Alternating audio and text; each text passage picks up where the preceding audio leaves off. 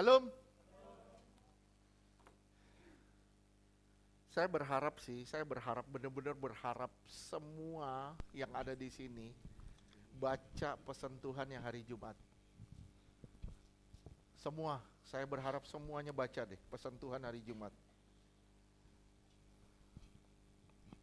Dan saya berharap semua bukan hanya baca, tapi semua benar-benar mau berubah.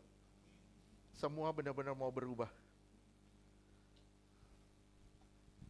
Waktunya udah sangat singkat. Yang kita harus tahu, iblis tidak pernah akan berhenti untuk menjauhkan kita dari Tuhan, menyimpangkan kita dari jalan-jalannya. Oleh sebab itu kita harus buka telinga kita untuk mendengar suara Tuhan.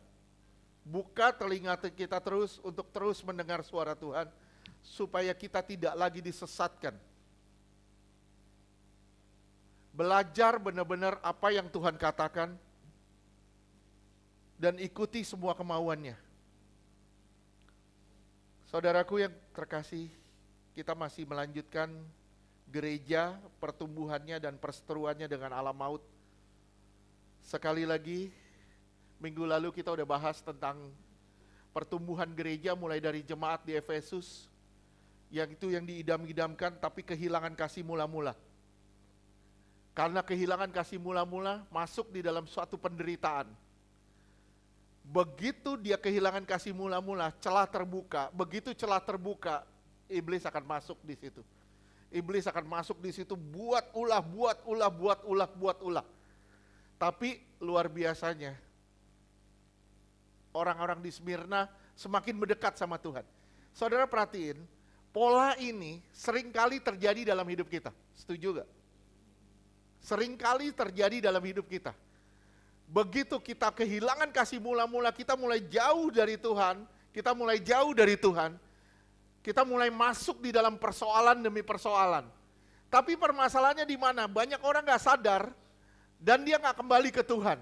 Dia gak bertahan sampai pada kesudahan, malahan kecewa sama Tuhan. Dan ini luar biasanya, kalau kita mulai kecewa sama Tuhan, siapakah pengharapan kita? Nggak ada lagi pengharapan saudara kalau saudara kecewa sama Tuhan. Saudara kecewa sama keadaan, kecewa sama A, B, C, D. Saudara pasti nggak akan dapat jalan keluar. Sampai kapanpun, saya berani jamin saudara nggak akan dapat jalan keluar. Karena jalan keluarnya hanya ada di dalam Yesus, nggak ada di lain. Saudara perhatikan baik-baik, kemudian dari penderitaan, roh jahat melihat, iblis ngelihat, waduh gak bisa nih orang Kristen dikasih penderitaan. Dikasih masalah, dia makin dekat sama Tuhan. Dikasih masalah, dia makin dekat sama Tuhan. Dikasih keamanan.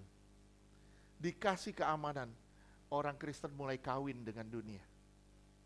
Orang Kristen mulai jadi duniawi, sangat duniawi. Udah gak lagi cari Tuhan, yang dicari cuma duit aja. Materi aja. Kehilangan Tuhan gak nangis. Kehilangan harta, habis nangisnya luar biasa.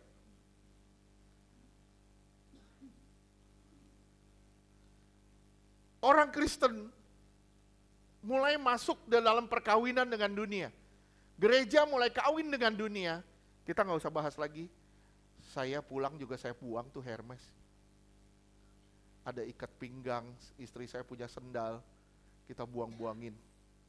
Ya, kita udah bahas minggu lalu. Mulai kawin dengan dunia, akhirnya ketika mulai kawin dengan dunia, masuk di jemaat di Tiatira. Korban yang gak putus-putus. Kenapa sih disebut korban yang gak putus? Nanti saudara akan perhatiin. Saudara perhatiin, kenapa disebut korban yang tidak putus? Saya bilang ini masa kegelapan. Masa kegelapan dari gereja. Ketika saudara mulai jauh dari Tuhan, ketika saudara mulai kehilangan kasih mula-mula, saudara mulai diperhadapkan dengan masalah, tapi saudara mulai diperhadapkan dengan kesenangan, saudara mulai jauh dari Tuhan. Sepertinya saudara tetap pelayanan. Sepertinya saudara tetap aktif di dalam Tuhan. Saudara sibuk dengan pelayanan A, B, C, D, pelayanan ini. Saudara sibuk dengan ibadah ini. Tapi sorry, maaf ya, maaf. Itu gak membuat saudara dekat sama Tuhan. Kalau hatimu sudah jauh dari Tuhan, bagaimanapun engkau aktif di dalam pelayanan, tetap aja gak ada hasilnya. Kalau hatinya udah gak di Tuhan, mau aktif seaktif-aktifnya dalam pelayanan, tetap gak ada manfaatnya. Nol semuanya. Nol. Ya, ini masa kegelapan dari gereja. Gereja terbentuk dari buah ajaran Bileam, di mana gereja menerapkan sistem hierarki yang sempurna. Saya ulang sekali lagi, di jemaat di Tiatira, gereja menerapkan sistem hierarki yang sempurna. Gereja mengajarkan doktrin-doktrin manusia, seperti contohnya pengakuan dosa lewat pastor, ada unsur uang, surat pengakuan yang harus bayar pada pastor, ada jenjang-jenjang seperti sampai ke uskup, sampai ke paus yang tertinggi. Gereja toleransi dengan budaya, tradisi, adat istiadat. Saudara sadar gak, ketika kita mulai jauh dari Tuhan, kita mulai toleransi dengan banyak hal. Kita ngerasa, ya udahlah, gak usah terlalu fanatik lah kalau kita ikut Tuhan, gak usah terlalu fanatik lah. Ya udahlah, kita masih hidup di dunia, kita bisa toleransi dengan banyak hal. Gereja mulai toleransi dengan budaya, tradisi, adat istiadat. Gereja tidak lagi mementingkan kebenaran, tapi gereja mementingkan kepuasan. Kepuasan pribadi, kepuasan individu yang dicari.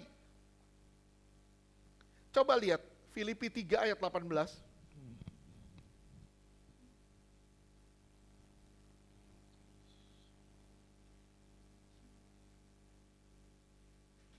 Filipi 3 ayat 18. Karena seperti yang telah kerap kali kukatakan kepadamu, dan yang kunyatakan pula sekarang sambil menangis, banyak orang yang hidup sebagai seteru salib Kristus. Iya, seteru salib Kristus. Kelihatannya duduk di gereja seperti sekutu, padahal seteru. Terus? Filipi 3 ayat 19. Kesudahan mereka ialah kebinasaan. Kesudahan mereka itu binasa. Terus? Tuhan mereka ialah perut mereka. Tuhan mereka itu perut mereka. Kalau nggak ada makan, waduh, komplainnya panjang sama Tuhan. Kalau nggak ada duit, komplainnya panjang sama Tuhan. Terus? Kemuliaan mereka ialah aib mereka. Pikiran mereka semata-mata tertuju kepada perkara duniawi. Pikirannya tertuju sama perkara-perkara duniawi aja.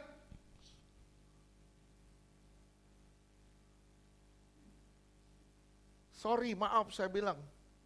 Kalau kita mulai masuk ke dimensi ini, saudara dengar firman Tuhan, tolong semuanya bertobat. Di jemaat ini, saudara perhatikan, di jemaat di Tiatira ini, dibuka dengan Wahyu 2 ayat 18.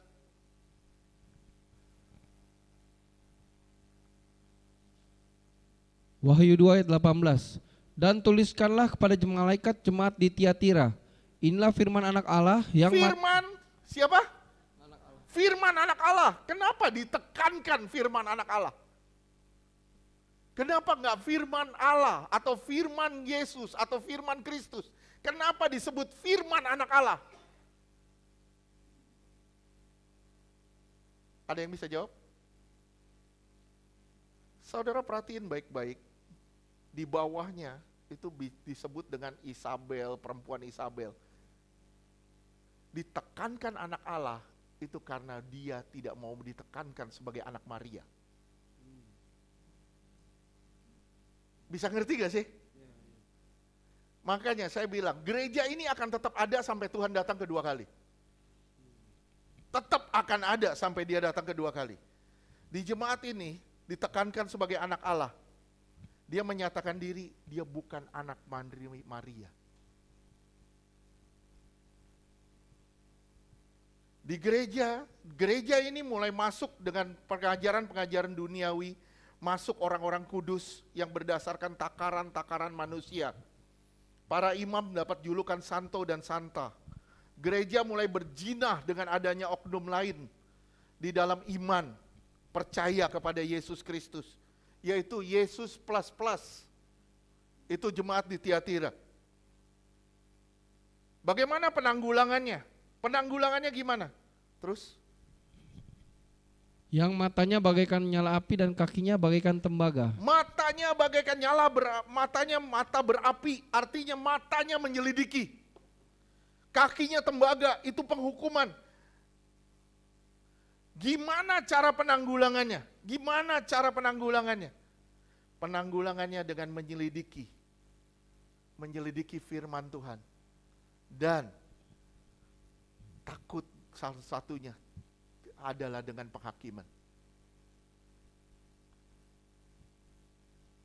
Bisa paham nggak? Gimana cara penanggulangan jemaat di Tiatira ini? 1, menyelidiki firman Tuhan. 2, dengan penghukuman atau penghakiman. Gak ada cara lain. Orang-orang yang masuk di jemaat Tiatira, maaf ya, ketika orang-orang masuk di kita, misalnya kita mulai masuk dengan pengajaran di Tiatira, tanpa sadar kita akan diseret pada suatu penghukuman. Supaya apa? Supaya kita keluar dari situ.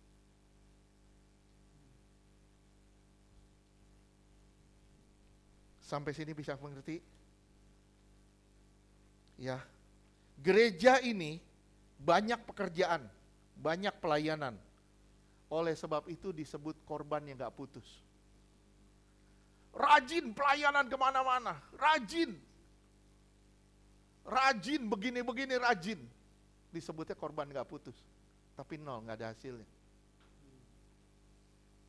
Bisa ngerti? Roma 10 ayat 1 sampai 3. Roma 10 ayat 1. Saudara-saudara, keinginan hatiku dan doaku kepada Tuhan ialah supaya mereka diselamatkan. Supaya mereka diselamatkan. Ya, terus 2. Roma 10 ayat 2. Sebab aku dapat memberi kesaksian tentang mereka bahwa mereka sungguh-sungguh giat untuk Allah. Mereka sungguh-sungguh giat buat Allah, terus? Tetapi tanpa pengertian yang benar. Tapi gak mengerti yang dengan benar. Gak ada pengertian yang benar, terus? Roma 10 ayat 3. Sebab oleh karena mereka tidak mengenal kebenaran Allah dan oleh karena mereka berusaha untuk mendirikan kebenaran mereka sendiri, maka mereka tidak takluk kepada kebenaran Allah. Mereka gak takluk kepada kebenaran Allah. Kenapa? Karena mereka berusaha mendirikan doktrinnya sendiri, kebenarannya sendiri. Sorry, saya bilang sama saudara semua, kalau saudara gereja yang benar, masing-masing di sini semua gereja, kalau saudara gereja yang benar, jangan pernah membangun kebenaran sendiri. Kebenaran itu harus dibangun dari Kristus. Bukan berdasarkan apa yang kita pikirkan, tapi berdasarkan hikmat Allah. Sekali lagi, bukan berdasarkan apa yang ada di benak kita, di otak kita, tapi berdasarkan firman Kristus. Berdasarkan kebenaran Kristus. Terus kita lanjutkan ayat 20, Wahyu 2 ayat 20.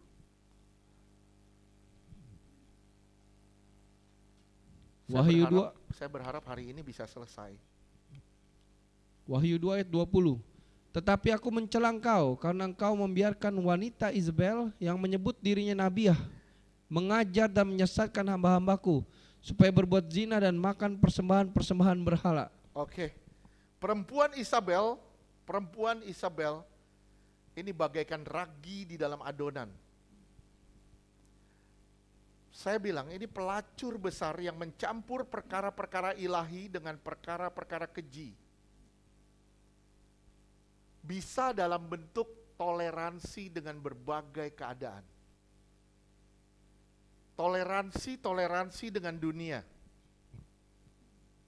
Sekali lagi saya ulang, pelacur besar adalah yang mencampur perkara ilahi dengan sesuatu perkara yang keji. Bisa dalam bentuk toleransi berbagai keduniawian. Nabiah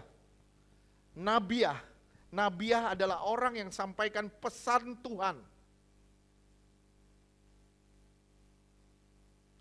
Pesan Tuhan ini mendorong orang keluar dari Tuhan. Sekali lagi, di Tiatira ini, pesan Tuhan yang disampaikan mendorong orang keluar dari Tuhan. Atau mendorong orang untuk melacur. Saya ulang sekali lagi. Tadi kita udah baca, Tuhan mereka adalah perut mereka. Berapa banyak orang pelayanan, orang bekerja di ladang Tuhan, ujung-ujungnya cari uang, ujung-ujungnya kepentingan diri sendiri. Saya bilang ini bahaya luar biasa. Kalau fokus kita uang,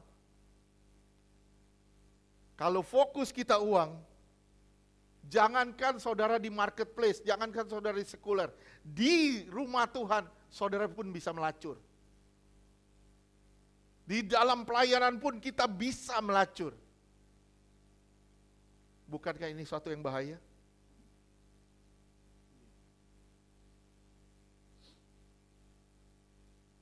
Jangan cemari pikiran kita dengan sesuatu yang sifatnya materialistis.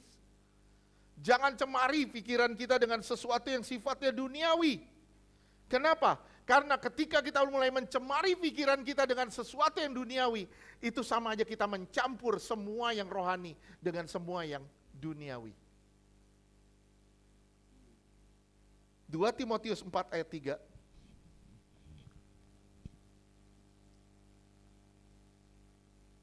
2 Timotius 4 ayat 3. Karena akan datang waktunya, orang tidak dapat lagi menerima ajaran sehat, tetapi mereka akan mengumpulkan guru-guru menurut kehendaknya untuk memuaskan keinginannya telinganya.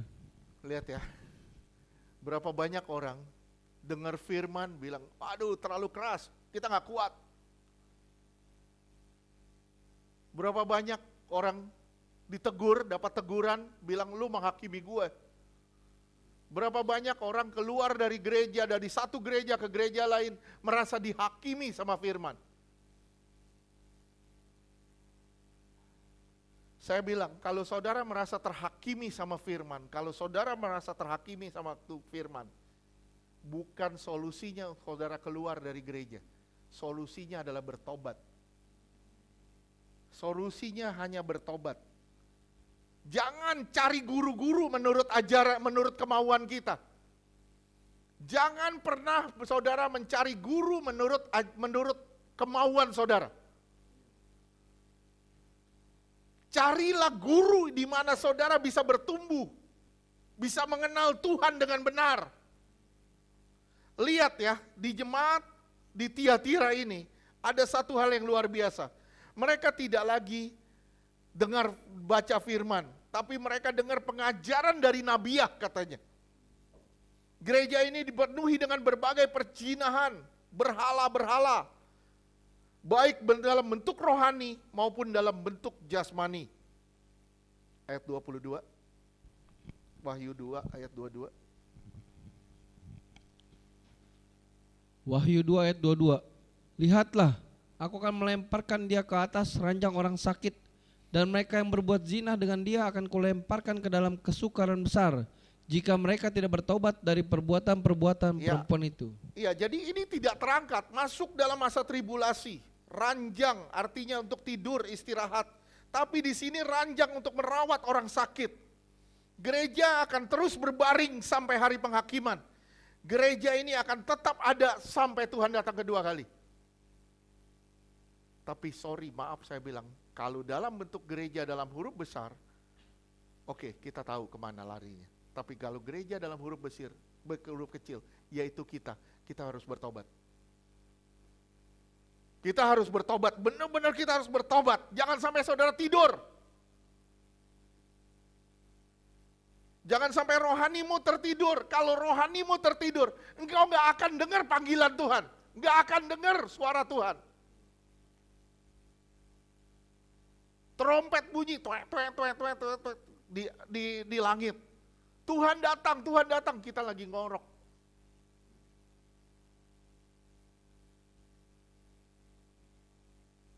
Kita gak mau berubah.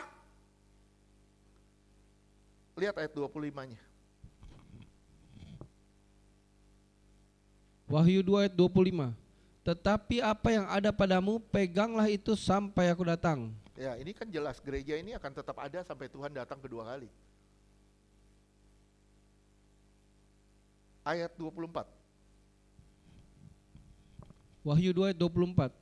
Tetapi kepada kamu, yaitu orang-orang lain di Tiatira yang tidak mengikuti ajaran itu dan yang tidak menyelidiki apa yang mereka sebut seluk-beluk iblis, kepada kamu aku berkata, aku tidak mau menanggungkan beban lain kepadamu. Seluk-beluk artinya kedalaman. Orang-orang ini kadang bisa dipakai iblis untuk menghancurkan gereja-gereja. Gereja tidak lagi cari kebenaran, tidak lagi mengutarakan kebenaran. Gereja tidak lagi menyerang kegelapan. Saya ulang ya, gereja tidak lagi menyerang kegelapan, tapi gereja akan masuk di saling serang satu sama lain. Gereja bertengkar satu sama lain, gereja saling serang satu sama lain. Kenapa? Karena gereja tidak berperang sama kegelapan. Simak ya, gereja yang tidak berperang sama kegelapan, gereja itu akan berperang satu sama lain. Gereja akan dibuat terpecah belah.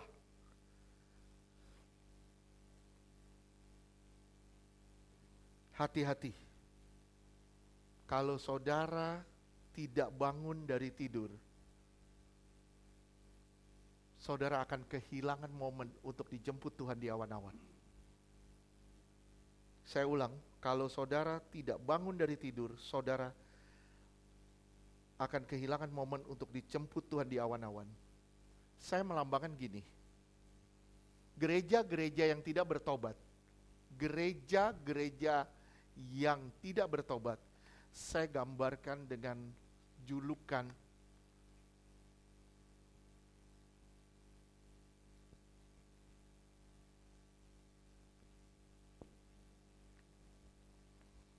gereja Babel.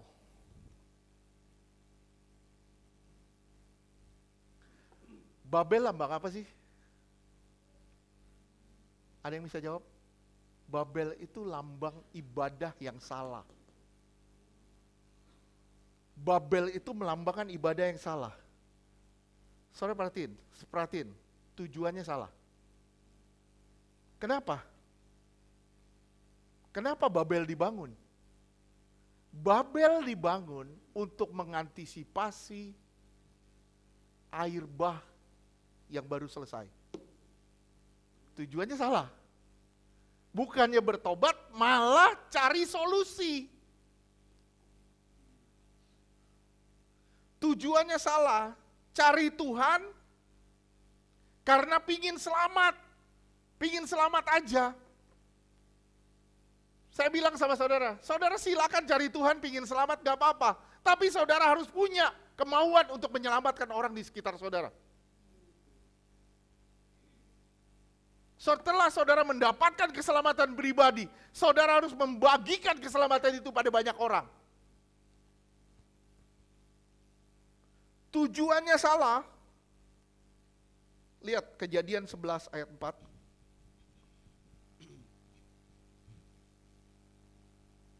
Kejadian 11 ayat 4.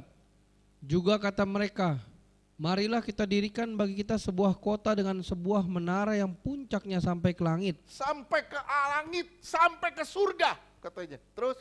Dan marilah kita cari nama, supaya kita jangan terserak ke seluruh bumi. Lihat ya, ibadah yang salah. Berapa banyak orang Kristen hari ini ibadah. Kenapa? Tujuannya salah kok. Mau dapat mujizat, mau dapat ini, mau dapat ini, mau dapat ini. Semuanya yang sifatnya duniawi, bahkan sesuatu yang kelihatannya rohani. Mau dapat urapan, mau dapat ini, mau dapat ini, mau dapat itu. Tujuannya salah. Kalau tujuannya salah, saudara menjadi gereja Babel. Saudara datang ke sini, saudara beribadah di sini, bukan karena saudara mau berkat, tapi saudara datang sini untuk memberi berkat untuk memberi kemuliaan buat Tuhan. Memberi kemuliaan buat Tuhan. Lihat ya, pertama tujuannya salah, dua arahnya salah. Kejadian 11 ayat 2. Kejadian 11 ayat 2. Maka berangkatlah mereka ke sebelah timur dan menjumpai tanah datar di tanah Siniar. Lalu menetaplah mereka di sana. Iya. Terus? 3. Kejadian 11 ayat 3. Mereka berkata seorang kepada yang lain, marilah kita membuat batu bata dan membakarnya baik-baik. Lalu bata itulah dipakai mereka sebagai batu dan tergala-gala sebagai tanah liat. Oke. Saudara perhatiin, arahnya salah. Dia pergi ke timur. Dia pergi ke timur. Saudara perhatiin, kalau kemah suci, ini bangunan, pintunya menghadap kemana? Pintunya menghadap ke timur. Pintunya menghadap ke timur. Puncaknya kemuliaannya di barat. Saudara perhatiin, orang-orang ini, dia ke timur. Kalau ke timur berarti keluar dari Tuhan. Orang kan dipanggil dari kegelapan kepada terang. Ini dari terang pindah ke gelap. Jadi dari barat dia keluar malah ke timur. Arahnya salah. Saudara perhatiin nggak? Perhatiin baik-baik ya. Orang Majus itu dari mana? Kemana? Ke barat. Ketemu juru selamat. Ngerti gak?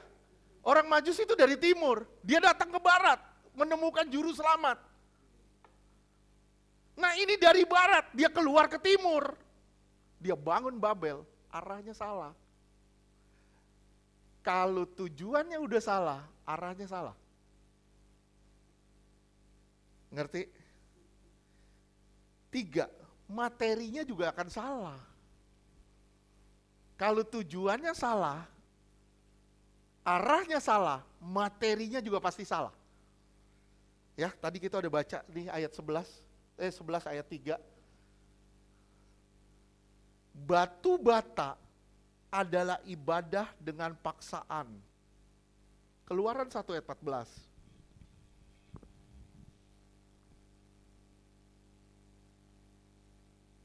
Keluaran 1 ayat 14.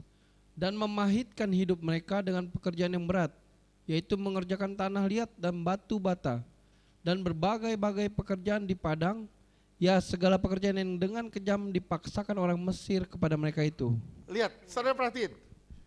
Batu bata itu melambangkan paksaan, ibadah dengan paksaan.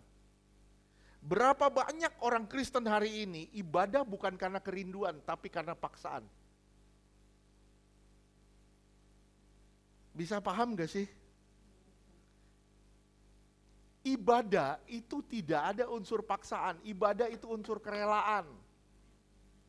Rela, memberi diri. Kenapa? Karena Tuhan telah melakukan segala sesuatu buat saya. Saya harus melakukan segala sesuatu buat Tuhan.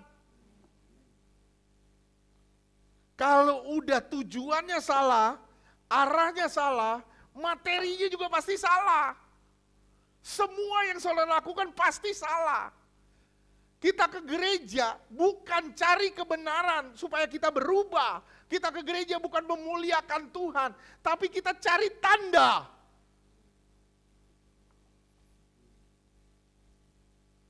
Kita ke gereja cuma cari tanda-tanda. Begitu udah dapat tanda kita puas. Ini yang saya pernah ngomong sama saudara. Saudara ngelihat pergi ke mall, saudara kebelat pipis, saudara ngelihat tanda toilet ke kanan. Itu cuma tanda mengarahkan saudara pada tujuan. Itu bukan tujuannya. Coba saudara perhatiin. Kalau misalnya William udah ngelihat tanda tulisan toilet, dia pipis di situ. Menurut saudara aneh enggak? Aneh, karena itu bukan tujuannya, itu tandanya. Nah sekarang orang Kristen ke gereja nyarinya tanda. Kenapa? Karena otaknya udah, maaf ya, saya bilang otaknya kotor, jorok. Otak jorok itu bukan mikirin lawan jenis, otak jorok itu mikirinnya duit. Mikirinnya kesenangan, mikirinnya kepuasan diri sendiri. Itu gereja Babel.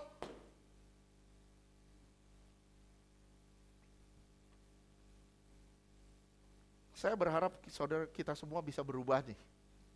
Amin. Kelima, kita masuk jemaat di Sardis. Nggak ada ucok di depan, jadi Sardis. Ini artinya apa? Artinya yang tersisa. Artinya yang tersisa. Kalau saudara lihat penerapannya, itu di abad 16 sampai abad 18. Dari abad ke-16 sampai dengan abad ke-18. Sardis ini adalah kota perlindungan. Adanya di tebing curam. Saudara perhatiin ya. Jadi ada tebing curam. Ada kota di atasnya. Itu namanya kota Sardis. Ya. Kota ini kuat sekali perlindungan. Hanya punya satu jalan masuk dan satu jalan keluar. Jadi kalau saudara perhatiin seperti misalnya klaster, perumahan klaster sekarang. Cuman punya satu jalan masuk, satu jalan keluar. Nggak ada jalan lain. Tapi luar biasanya ini dibilang kota yang sangat kuat. Tapi ini fakta menyatakan. Herodatus catat tahun 549 sebelum Masehi. 549 sebelum Masehi, kota ini diserang Persia. Kota ini diserang oleh Persia. Persia masuk dari pintu depan. Enggak bisa, enggak tembus. Tapi Persia melihat ada satu tempat yang enggak dijaga. Apa? Tebing curamnya yang enggak dijaga. Mereka masuk dari situ, kota ini hancur luluh lantah. Kota Sardis ini luluh lantah. Kemudian 330 tahun kemudian, ini 330 tahun kemudian diserang lagi oleh Raja Antiochus Agung. 330 tahun kemudian, yaitu tahun 219 sebelum Masehi, itu diserang lagi oleh Raja Antiochus Agung dengan cara yang sama. Masalahnya di mana? Overconfidence.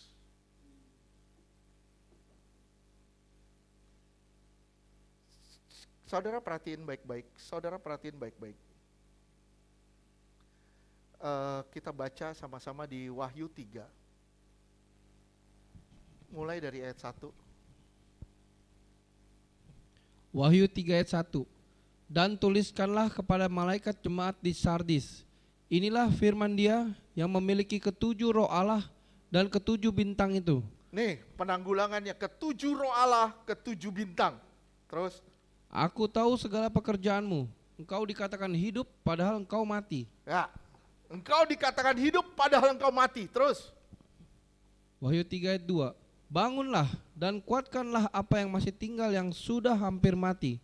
Sebab tidak satu pun dari pekerjaanmu aku dapati sempurna di hadapan Allahku. Terus, Wahyu 3 ayat 3. Karena itu ingatlah bagaimana engkau telah menerima dan mendengarnya. Turutilah itu dan bertobatlah. Karena jikalau engkau tidak berjaga-jaga, aku akan datang seperti pencuri dan engkau tidak tahu pada waktu manakah aku tiba-tiba datang kepadamu. saudara paham nggak? Kenapa ada kata pencuri di situ? Ngerti nggak sekarang? Kenapa ada kata, karena jika engkau tidak berjaga-jaga, aku akan datang seperti pencuri. Saudara Musia udah tanggap tadi. Ini kota perlindungan di atas tebing. Dia cuma punya satu jalan masuk, jalan keluar, tapi bisa diserang lewat tebing. Dan ini yang disebut pencuri. Dia dihancurkan, dilululantakan. Sekarang saudara lihat, perhatiin, kalau kita kembali ke tahunnya, ini tahun apa? Terjadi apa?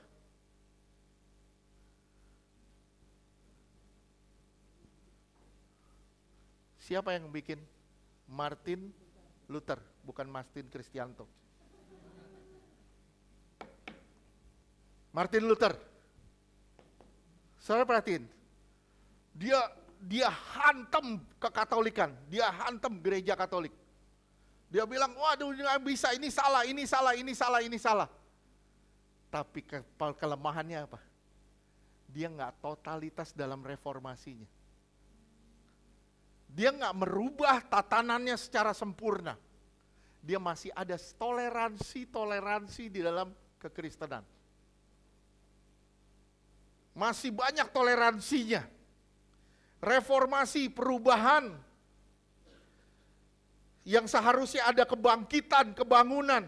Malah kematian di situ terjadi. Maaf ya, maaf. Dia reformasi doktrinnya. Tapi doktrin utamanya baptisan dia nggak reformasi. Gereja-gereja dulu, seperti, ya saya nggak usah sebut, gereja-gereja dulu. Saudara perhatiin, baptisannya mereka nggak rubah. Mereka merubah tatanannya, semuanya mereka rubah, tapi cara ibadahnya. Terus yang kedua, baptisannya mereka nggak rubah.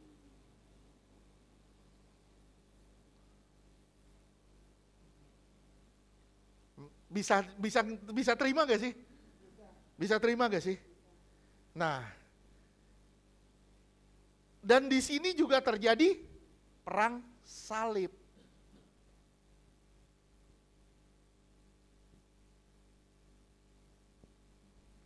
Mereka mati-matian loh buat Tuhan. Mati-matian buat Tuhan. Mereka mau nyerahkan nyawanya demi kota Yerusalem. Tapi apa yang terjadi? Apa yang terjadi? Mereka kan gak berubah. Gak ada perubahan yang signifikan di dalam hidup mereka. Cara ibadahnya gak berubah, semuanya gak berubah. Cuman doktrinnya aja yang seperti pengampunan dosa, semua yang urusan soal ini, itu yang berubah. Yang lainnya enggak. Lain-lainnya enggak. Oleh sebab itu Tuhan ngomong di sini, bangunlah dan kuatkan apa yang masih tinggal. Tuhan bilang, pekerjaanmu, aku tahu segala pekerjaanmu, engkau dikatakan hidup padahal engkau sudah mati. Dia overconfidence. Jemaat di Sardis ini merasa overconfidence. Merasa tempat mereka itu kota perlindungan yang gak bisa ditembus. Tapi ternyata kecolongan 2 kali. Gereja ini disebut gereja yang mati. Gereja yang tidur. Atau gereja yang mati. Ingat apa yang masih tinggal harus direformasi lagi.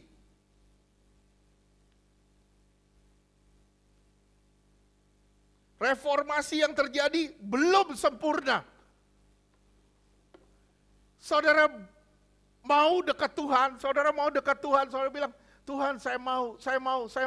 Tapi saudara nggak pernah jijik sama, misalnya, maaf, barang tumpas kah? Saudara nggak pernah jijik dengan perbuatan-perbuatan dosa kah? Saudara masih ngomong kotor, saudara masih pikiran masih negatif sama orang, kita masih kepahitan, masih simpen sakit hati sama orang.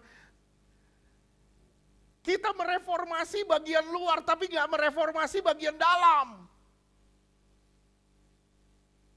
Ini masalahnya. Padahal kekristenan itu inside out, dari dalam harus keluar. Bukan outside in. Perubahan bukan dari luar ke dalam, tapi dari dalam harus keluar. Perubahan itu dari manusia batinianya. Bukan manusia jasmaninya.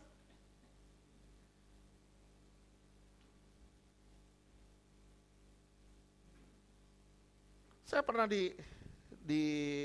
ditegur sama beberapa orang.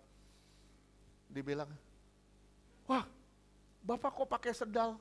Pakai sendal, saya jadi pelayanan di itu saya selalu pakai sepatu sendal. Saya pakai seperti sepatu sendal. Ada orang ngeliat, wah, masa sih yang melayani gue pakai sepatu sendal?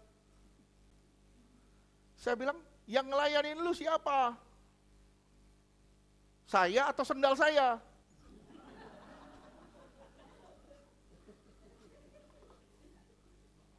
Kamu mau dilayani sama siapa? Saya bilang, sama saya atau sama sendal saya?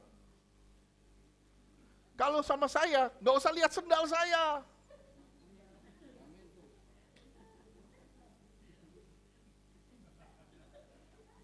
Saya pernah baca buku judulnya Jesus in Blue Jeans.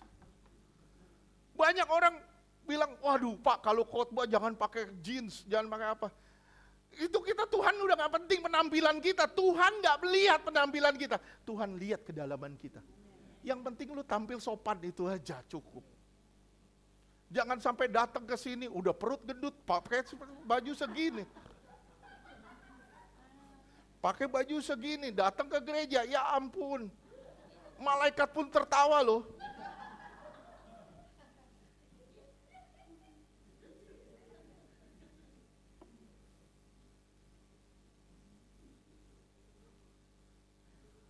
Yang penting kita sopan. Percuma kita pakai baju bagus, kita pakai baju rapi, kita dandani tubuh kita sedemikian rupa. Tapi di dalam penuh kerasukan, penuh kejahatan yang di dalam sini. Buat apa?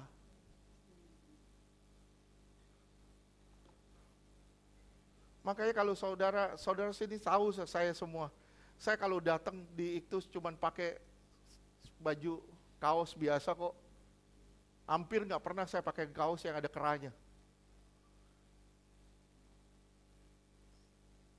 Yang dipentingkan apa? Yang dipentingkan adalah hatinya. Bukan penampilannya. Percuma kita tampil sopan. Orang-orang pakai jas, pakai segala macam, korupsi buat apa?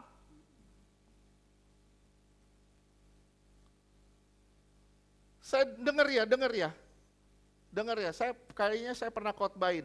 Ketika kita percaya Yesus, itu yang lahirnya udah gak dihitung lagi. Yang dihitung semua yang batinnya. Yang dilihat batinnya. Yang dilihat manusia dalamnya. Bukan dari luarnya. Makanya ini terjadi di gereja-gereja di Sardis. Mereka melakukan reformasi tapi tidak total. Reformasi bagian luar, reformasi dalamnya kagak. Intisari dari kekristenan itu yang harus direformasi. Kembali ke Alkitab, kembali kepada kebenaran. Pencuri datang untuk mencuri. Kenapa? Karena mereka mati. Tidak tahu pencuri datang. Gereja lengah, gereja gak masuk di dalam peperangan. Gereja tidur.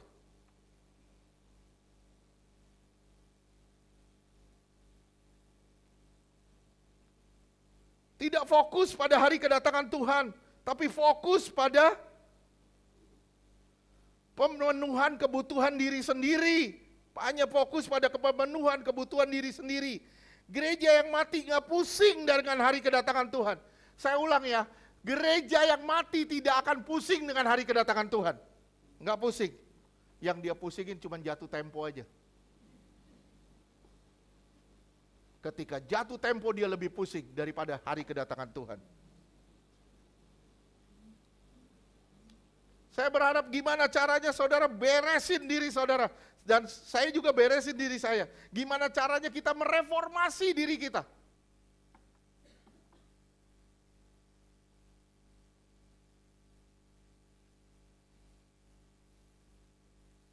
Yang Tuhan mau bukan sekedar reformasi ya. bukan sekedar reformasi moral. Dulu berzina, sekarang enggak, dulu merokok, sekarang enggak, dulu main judi, sekarang enggak. Tapi yang Tuhan mau adalah transformasi total. Transformasi total. Bukan sekedar reformasi moral. Transformasi total. Oleh sebab itu di jemaat di Sardis dibilang, bangunlah dan kuatkanlah yang masih tinggal. Ada yang hampir mati. Aku dapati tidak sempurna pekerjaanmu di hadapan Allahku.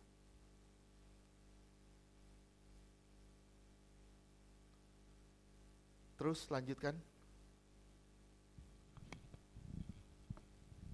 Wahyu 3 ayat 4.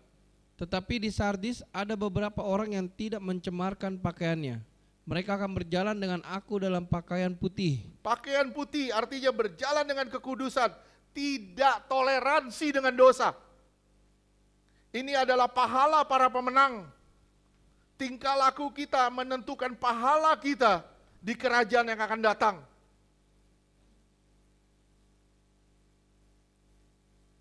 Saudara sadar gak? Kita perlu 3 jubah sebenarnya. Jubah apa? 1, jubah pembenaran. Di mana saudara masuk di dalam baptisan, diubah jubah kita. 2, jubah kebangkitan. Jubah kebangkitan artinya saudara menanggalkan manusia lama, berjalan dalam hidup yang baru. 3, jubah kesempurnaan. Saudara terus sampai titik sempurna. 3 jubah yang saudara butuhkan. 1, jubah pembenaran. 2, jubah kebangkitan. 3, jubah kesempurnaan. Kalau saudara mau lihat di pakaian imam, saya pernah khotbahin, saya yakin semua udah tahu sini.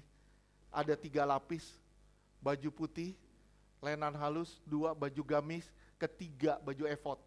3 lapis. Jubah pembenaran, jubah kebangkitan, jubah kesempurnaan. Ini yang Tuhan cari sebenarnya. Ini yang Tuhan mau.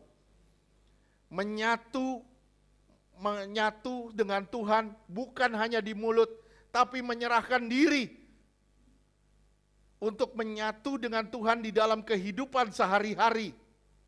Terus lanjutkan ayat 5. Wahyu 3 ayat 5. Barang siapa menang, ia akan dikenakan pakaian putih yang demikian. Aku tidak akan menghapus namanya dari kitab kehidupan. Aku tidak akan menghapus namanya dari kitab kehidupan. Ingat, ada kata menghapus. Tidak akan, berarti ada yang akan. Setuju gak? Setuju. Ada kata tidak akan, berarti ada yang akan. Saya bilang sama saudara semua di sini, you belum aman. Kalau kaki kita belum ada di surga, muka kita belum berhadapan dengan muka dengan Tuhan, kita belum aman. Keamanan, kenyamanan itu terjadi ketika kita taruh kaki kita di surga dan kita melihat muka dengan Tuhan. Baru kita bilang, Tuhan terima kasih. Akhirnya jerih lelahku benar-benar tidak sia-sia. Amin. Amin. Nama kita tidak akan dihapus dari kitab kehidupan. Hati-hati. Hati-hati, posisimu saat ini bertunangan. Setuju? Setuju. Siapa di sini udah jadi mempelai anak domba? Belum ada. Saudara masih hidup semua. Ya. Nanti kalau udah mati baru tahu siapa yang jadi mempelai, siapa yang enggak. Kalau saudara hari ini masih bertunangan, hati-hati. Tunangan bisa putus. Tapi kalau udah kawin, nggak bisa cerai. Ya. Saya ulang, kalau bertunangan bisa putus, tapi kalau udah kawin nggak bisa cerai. Amin. Ya. Oke, kita lanjutkan. Kita lanjutkan. Philadelphia, Philadelphia. Jemaat di Philadelphia.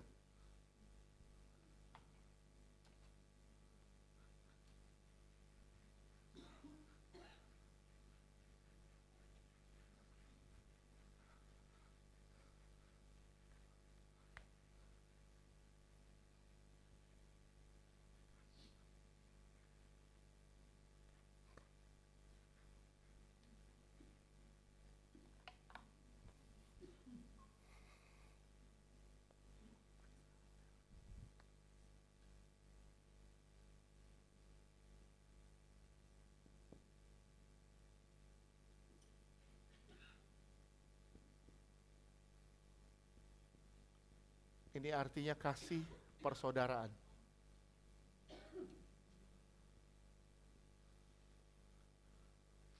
Kasih persaudaraan. Saudara perhatiin, reformasi itu terjadi di Eropa. Reformasi gereja itu terjadi di Eropa. Setuju? Tapi kebangunan rohani itu terjadi di Amerika. Reformasi ke gereja itu terjadi di Eropa, tapi kebangunan rohani itu hanya terjadi di Amerika. Oleh sebab itu, Amerika diberkati Tuhan. Ya, kalau kita ngomong pakai akal kita ngomong dari segi pengetahuan aja, misalnya. Kenapa bahasa Inggris menjadi bahasa internasional? Kenapa pound sterling itu nggak bisa dikalahin sama siapapun? Mau euro, mau apa, nggak bisa ngalahin pound sterling. Kenapa? Tuhan itu nggak berhutang, saya bilang Tuhan nggak berhutang. Yang bikin merdeka Israel itu Inggris. Bisa ngerti nggak? Oleh sebab itu, lihat pound sterling itu kuat, nggak bakal bisa dijatuhin. Euro mau gabung negara Eropa banyak, tetap gak bisa ngalahin pound sterling.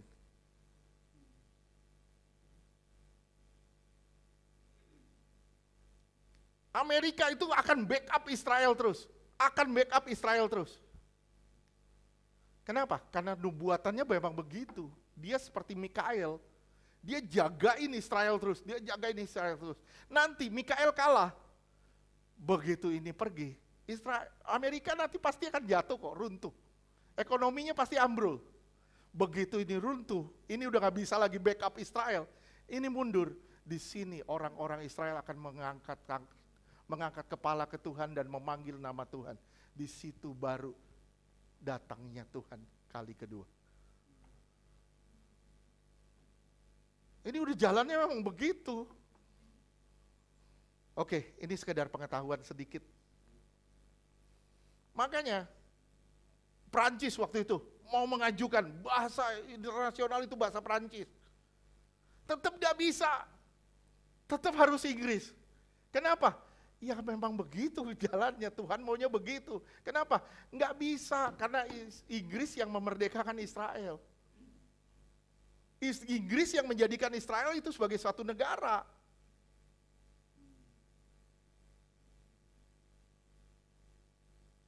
Ya, ini cuma sebagai ilustrasi aja, itu sebagai sedikit pengetahuan buat saudara.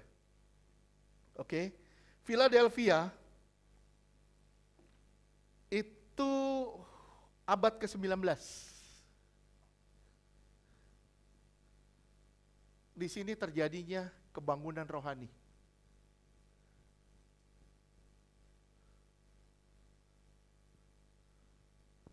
Lewat bapak-bapak seperti William Seymour, D.L. Moody, terus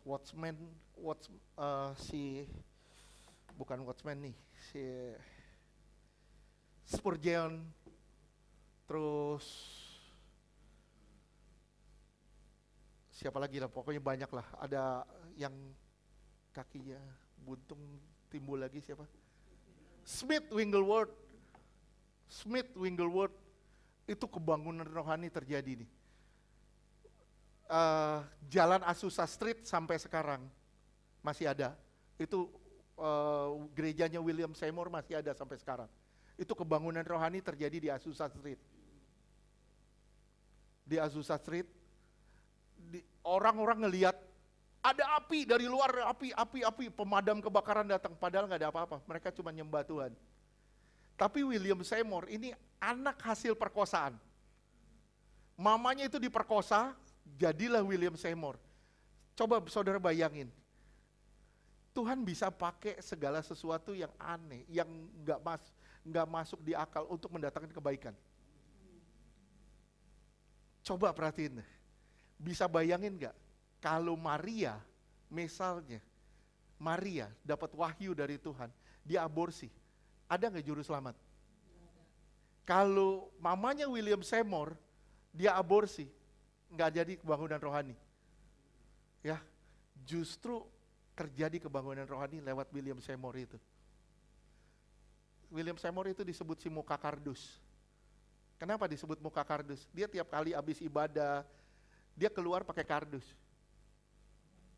Tutup mukanya pakai kardus, dia jalan keluar pakai kardus. Kenapa? Karena dia merasa ini bukan gue, ini bukan karya gue. Ini semua karya Tuhan. Makanya disebut si muka kardus. Dan lewat dia kebangunan rohani terjadi. Sebagai pengetahuan sedikit, Philadelphia ini adalah kota tektonik. Kota yang sering banget kena gempa. Sering banget kena gempa. Kaisar Tiberius sampai bebasin pajak. Kenapa? Karena kota ini sering banget dihantam gempa. Akhirnya jadi kota yang sangat lemah.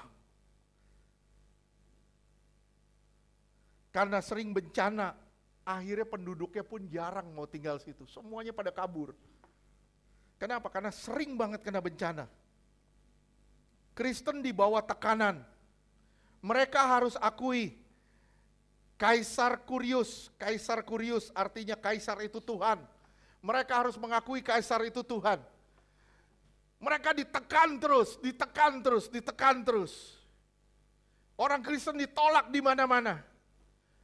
Sampai ada mereka mengeluarkan pernyataan Kristen itu harus mati. Orang Kristen itu harus mati. Kristen di bawah tekanan. Orang-orang Yahudi juga bahkan menekan orang Kristen. Orang-orang Yahudi pun bahkan menekan orang Kristen.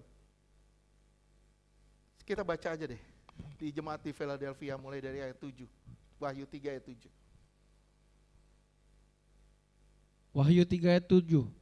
Dan tuliskanlah kepada malaikat jemaat di Philadelphia, inilah firman dari yang kudus, yang benar, yang memegang kunci Daud. Apabila ia membuka, tidak ada yang dapat menutup. Ya, kalau dia sudah buka, nggak ada satupun yang bisa tutup.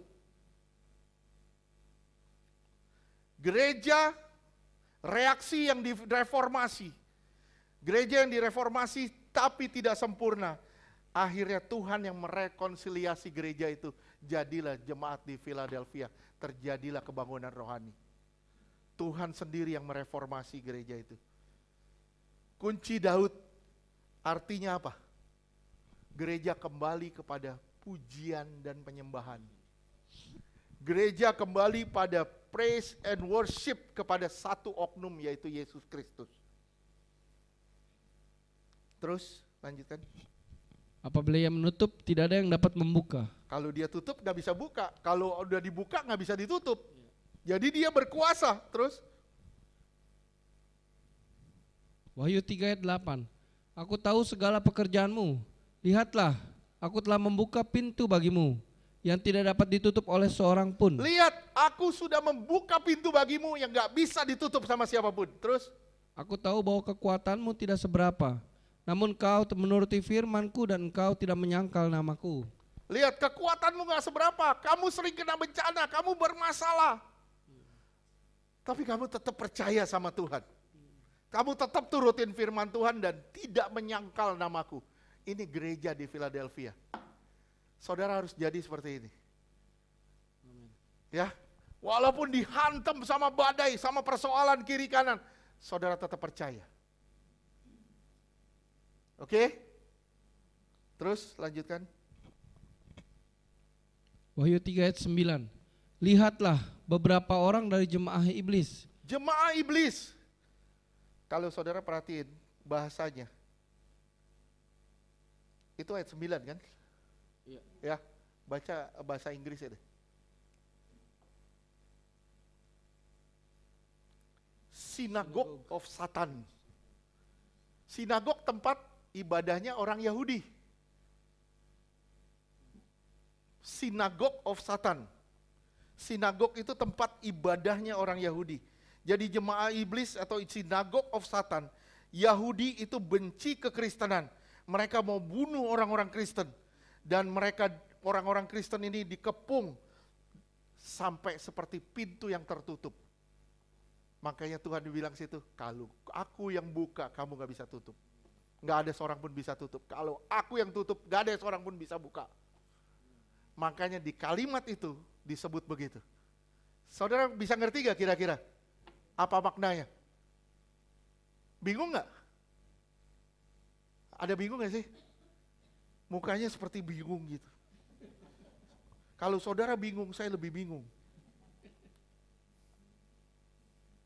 Terus lanjutkan ayat 10.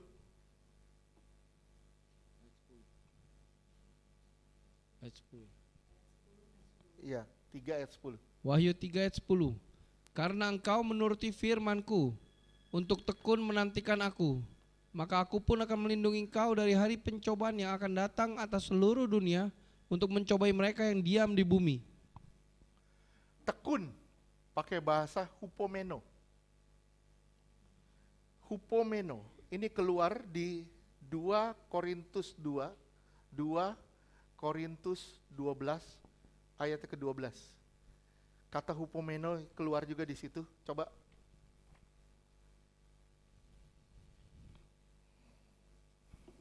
Dua Korintus 12 Ya. Korintus 12 ayat 12. Segala sesuatu yang membuktikan bahwa aku adalah seorang rasul telah dilakukan di tengah-tengah kamu dengan segala kesabaran oleh tanda-tanda, mujizat-mujizat dan kuasa-kuasa. Iya, membuktikan. Membuktikan kalau ada rasul yang dilakukan di tengah-tengah kamu dengan segala kesabaran. Hupomeno. Jadi hupomeno ini untuk membuktikan segala kepalsuan. Hupomeno juga bisa dipakai di 2 Korintus 6 ayat 4.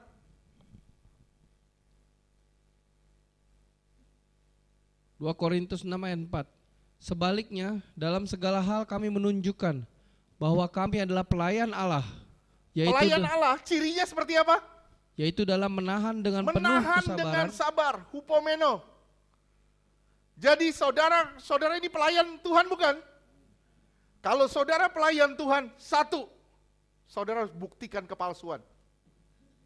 2, kalau saudara pelayan Tuhan, saudara harus kuat di dalam badai. Saudara harus tetap sabar menghadapi segala hal. Bisa paham sampai sini? Bisa? Oke. Terus ayat 11. Wahyu 3 ayat 11. Wahyu 3. Wahyu 3 ayat 11. Wahyu 3 ayat 11. Aku datang segera. Peganglah apa yang ada padamu supaya tidak seorang pun mengambil mahkotamu. Lihat. Pegang yang ada padamu supaya enggak seorang pun bisa ambil mahkotamu. Terus ayat 12. Wahyu 3 ayat 12. Barang siapa menang, ia akan kujadikan soko guru di dalam bait suci Allahku, dan ia tidak akan keluar lagi dari situ.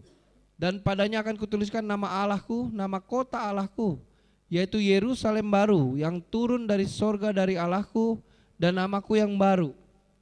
Iya. Artinya apa nih? Dia akan masuk dalam Yerusalem yang baru. Nama Allah, nama Yerusalem baru, nama kota baru, nama Tuhan tertulis pada diri orang-orang pemenang. Pemenang adalah orang-orang yang bersatu dengan Tuhan. Pemenang adalah orang-orang yang bersatu dengan Tuhan.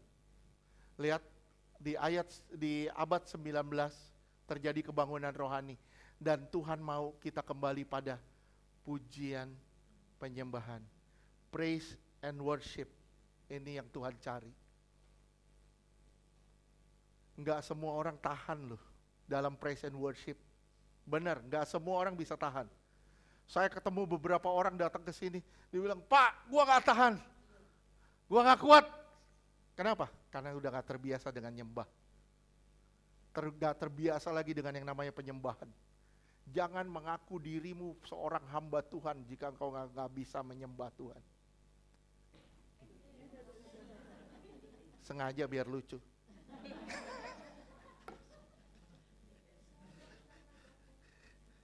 Oke. Kadang sandungan diperlukan supaya nggak ngantuk. Bisa aja cari alasan. Nggak apa-apa. Sampai sini paham? Kita udah masuk di jemaat di Philadelphia, sekarang yang terakhir. Luar biasanya apa? Dari 7 jemaat ini jemaat yang sempurna. Makanya aku akan meluputkan kamu dari kesusahan besar. Ada ayat begitu gak bunyi di Philadelphia? Nah, ayat 10. Kita ulang ayat 10. Wahyu 3 ayat 10. Karena engkau menuruti firman-Ku, Turut sama firman, terus untuk tekun menantikan aku, mentekun menantikan aku, terus maka aku pun akan melindungi engkau dari melindungi engkau. Bahasanya tereo, yang artinya to keep, bukan to protect.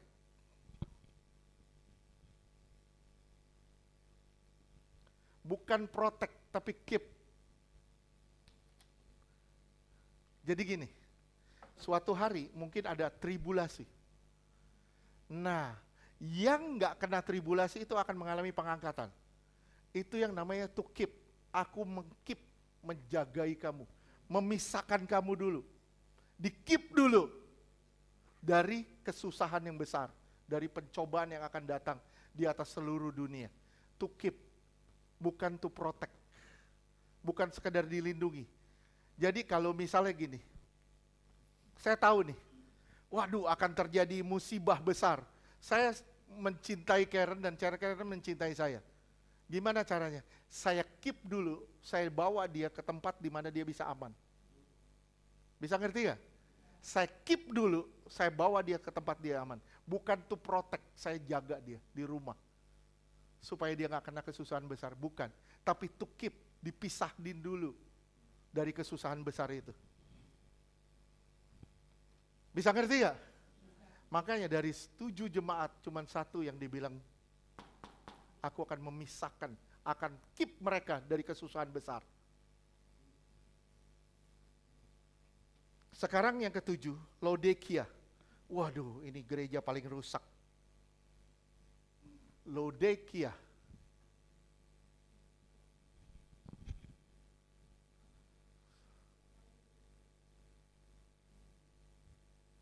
Laodikia.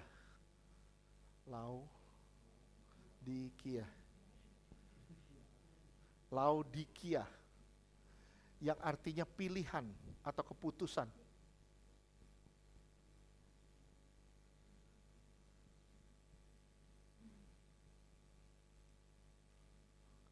Ini dari abad 20 sampai sekarang.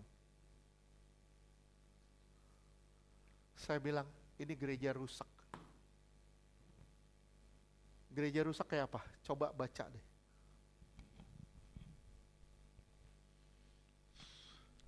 Gereja yang telah dipulihkan, masuk di dalam kemerosotan lagi. Ketika semua sudah banyak duit. Terus, Wahyu 3 ayat 14. Wahyu 3 ayat 14. Dan tuliskanlah kepada malaikat jemaat di Laodikia, inilah firman dari Amin. Dari Amin, si Amin. Dari Amin yang artinya teguh. Bahasa Ibrani itu artinya teguh. Teguh, kokoh, bisa diandalkan. Dari dia yang teguh, yang kokoh, yang bisa diandalkan.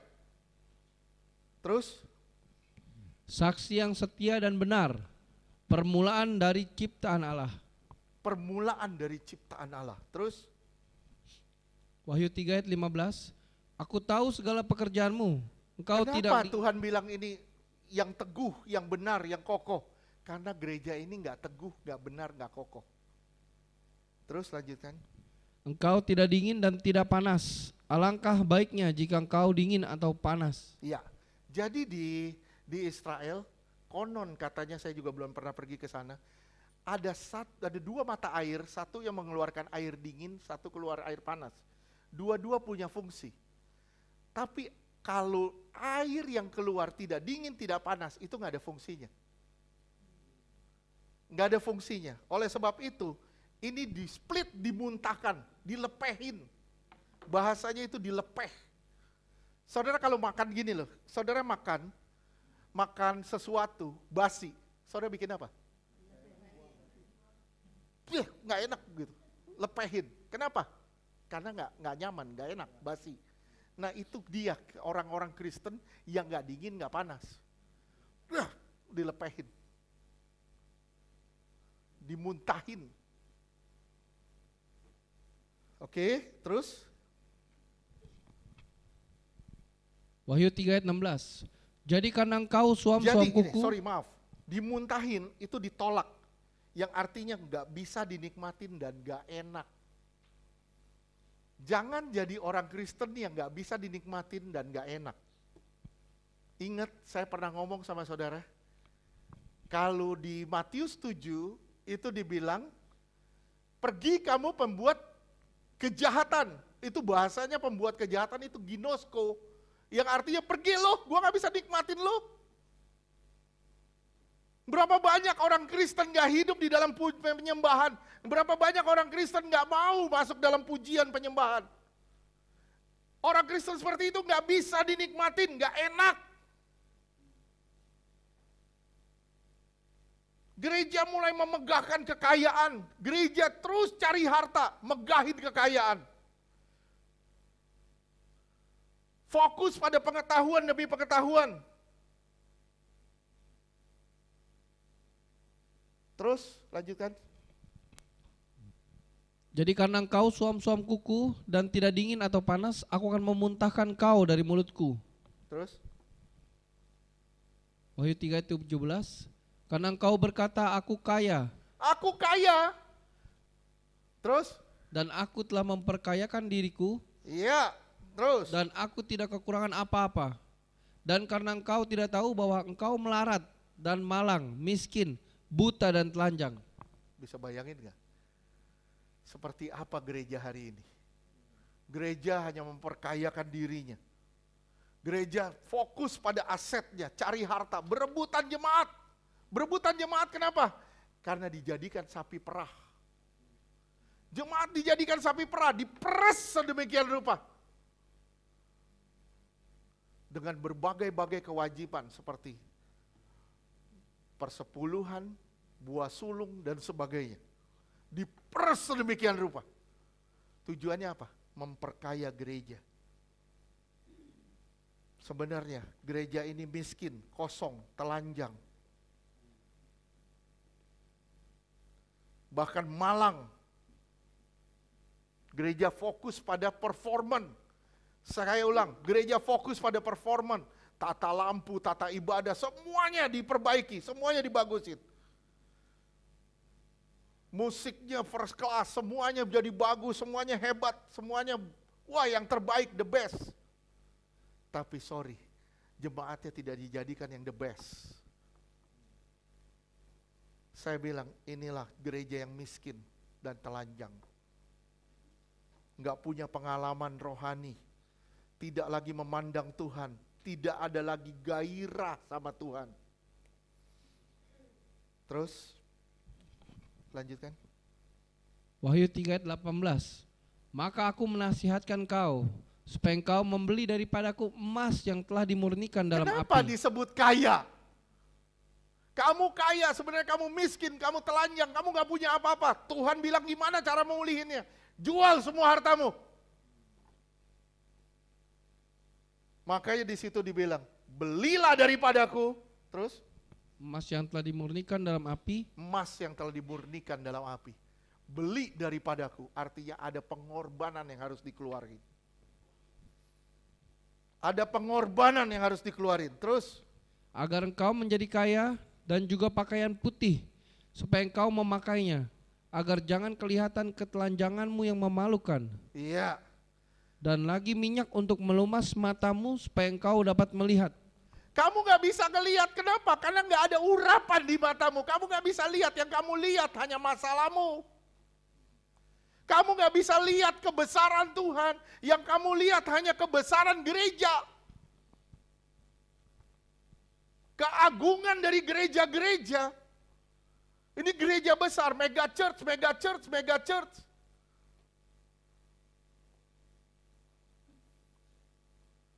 Kita nggak pusing dengan kebesaran Tuhan.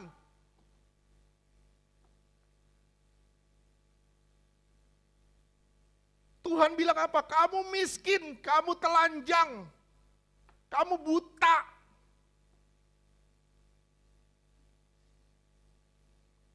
Gereja harus membeli dari Tuhan, bayar harga. Totalitas sama Tuhan, kembali pada totalitas. Minyak, Roh Kudus untuk mesembuhkan kebutaan rohani. Pakaian putih, perbuatannya benar. Emas, sifat ilahi itu harus kembali pada gereja. Kembali pada Roh Kudus, kembali pada pakaian putih, perbuatan yang benar. Kembali pada emas, yaitu sifat dan karakter ilahi harus ada pada gereja. Kalau itu nggak ada, gereja dalam bahaya.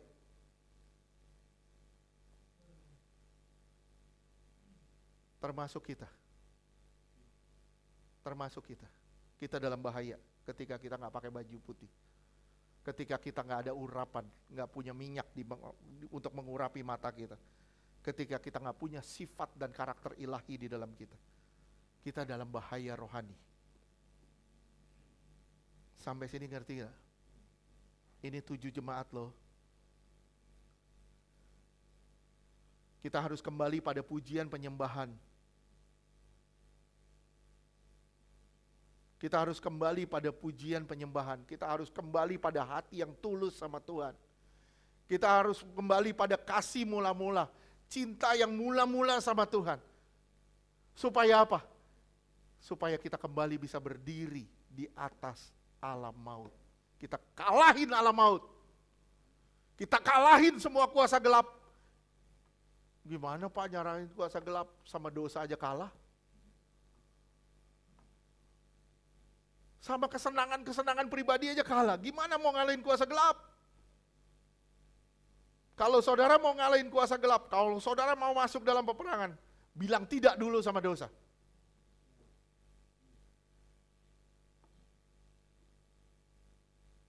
Oke? Gereja harus kembali berdiri di atas batu karang. Dan alam maut tidak bisa menguasainya. Kita harus kembali pada kasih yang mula-mula. Kita harus kembali kepada Tuhan. Amin. Tuhan berkati. Puji Tuhan bisa selesai. Walaupun agak terburu-buru, tapi puji Tuhan bisa selesai.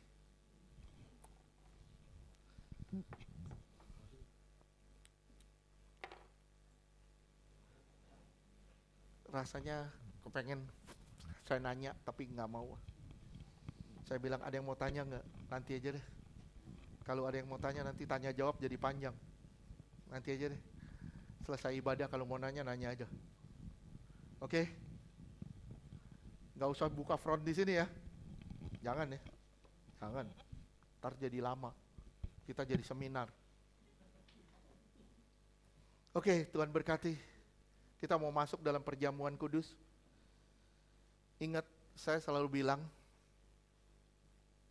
saudara mau mengharapkan kuasa Tuhan, mau mengharapkan suatu tanda ilahi terjadi di dalam hidup saudara. Gimana itu bisa terjadi kalau saudara sendiri tidak mau bertobat, tidak mau berubah? Hidupmu begitu-gitu aja. Hidupmu terus aja begitu, gak berubah-berubah. Terus jadi batu sandungan bagi orang lain. Terus yang dipikirin hanya duit, harta, dan sebagainya, kesenangan. Ayo mulai, kita kembali ke Tuhan. Kita kembali ke Tuhan. Kembali pada kasih yang mula-mula. Bertobat sungguh-sungguh. Saya mengundang saudara semua bertobat sungguh-sungguh. Minta ampun sama Tuhan dan berbalik ke jalan Tuhan. Saya selalu bilang sama saudara, orang yang tangannya berdarah, jangan ambil perjamuan. Tangan yang berdarah itu seperti apa? Satu, saudara tidak mengampuni orang lain. Saudara kepahitan sama orang lain. Dua, saudara gak mau bertobat. Itu tangan yang berdarah.